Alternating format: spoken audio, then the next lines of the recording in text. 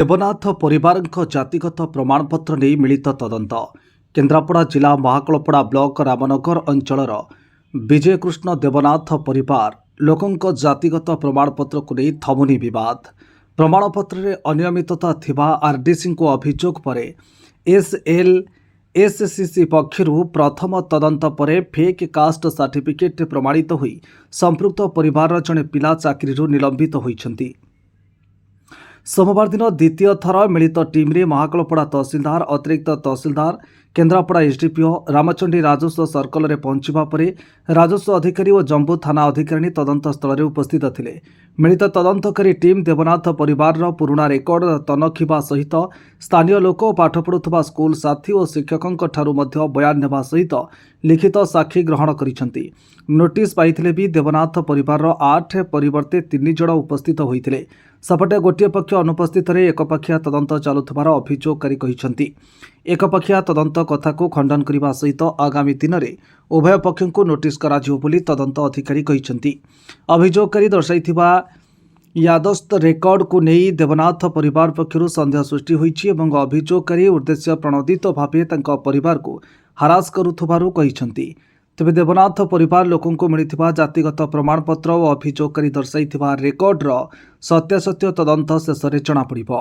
तो जो हैला तांकर जो 8 जन को आम देइथिलु नोटिस देइथिलु ता धरु 3 जन आसिथिले आ 5 जन आसी नथिले। तेणु 3 जन जो डॉक्यूमेंट सबमिट कले ताकू देखि आमे परीक्षा निरीक्षा कलु एवं जो 5 जन आसी नथिले आमे फर्दर आ गोटे डेट देबु एवं पुणे आउथरे से दिन हियरिंग करिवु। अभियोगकारी पक्ष कहते जे हमको आदि से निर्देश दिया जे उभय पक्षों को उपस्थित तदंत हो और एक पक्ष भाव तदंत नहीं कौन करे ना एसटीपीओ जो चिट्ठी करथिले सेतरे जो मान को ना उल्लेख थिला से मान को हम नोटिस देइथिलु। तापरे एसटीपीओ पूर्वतन चिट्ठी को देखि हम देखिलु जे अन्य विपक्ष पक्षों को ना को हमें देखिलु एवं तापरे आसंता आ गोटे डेट रे हमें उभय पक्ष को डाकी तदंत करू। 67 माइनस स्कूल पाठ पढ़ुली गांधी विद्यापीठ गोजाबंदर पढ़ुली से समय संतोष देवनाथ और भाई सन्यासी पाठ पढ़ुले। मु अंकर 100 रखी बोली पंचम मु स्कॉलरशिप 100 टका ना पाऊली से जातिगत हिसाब से स्टाइपेंड पाऊले हरिजन हिसाब से पाऊले जाति कौन मुझा पाऊली से पाऊले। जातिगत दुर्नीति केस रे आम आरडीसी पाखे अभियोग करूँ। रामनगर गोटे परिवार भितर नीलिमा शुभ्रांशु मन जो गोटे परिवार 8 जन विरोध अभियोग करूँ।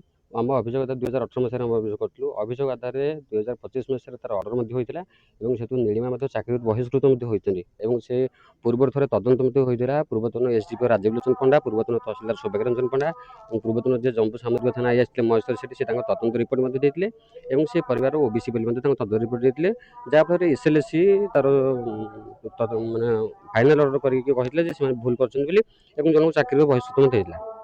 तापर पुनर्बार आरडीसी बदलवा पर जो नूतन आरडीसी आसवा पर आउ एक इनक्वारी पुणी थे चिठी कर आईआईसी और तहसिलदार इनक्वारी करेंगे तदंत समय उभय पक्ष रे उभय पक्ष सामने तदंत हम किंतु आज डेट तदंत हो मत कौन नोटिस दि जाता दिजाला मुझे पचारू मत एसडीपीओ और तहसिलदार कहले आपन को आउ थे नोटिस दिहब आप जो दिन नोटिस देव आप से आसी आप पक्ष रखिए आज आप जापारे किंतु अभियोगकारी जो से माने विभिन्न प्रकार प्रेसर पकईकि आमको हैरान करुच्ची विभिन्न महल में आमको माने अपमानित भी करुच्ची अननेसेसरी।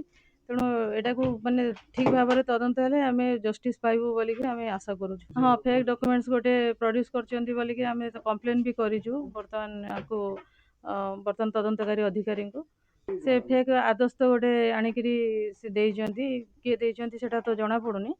तेणु सेटा को इन्वेस्टिगेशन कले से जना पड़िबो जो अर्लियर जो इन्वेस्टिगेशन हेतिला सेतिर गोटे आदस्त सेटा आदस्त आमे जानिबारे कौन से कोर्ट पेपर हुएनी सेटा गोटे कोर्ट पेपर गोटे आदस्त होइची सेटा माने ता भीतर गोटे मेजर सेटलमेंट रो जो सील पड़ी से सीलटा भी मेजर सेटलमेंट रो नुह से जो स्टाम्प फीज अच्छी ता देहरे नंबर भी किसी पड़नी आ से डॉक्यूमेंट्स आनिकरी आम उपरे गोटे माने गोटे डिसीजन थोपा जाइची आम मानको हैरान करबा पई माने गोटे माने अभियोगकारी गोटे माने यथाविधि गोटे षड्यंत्र चली।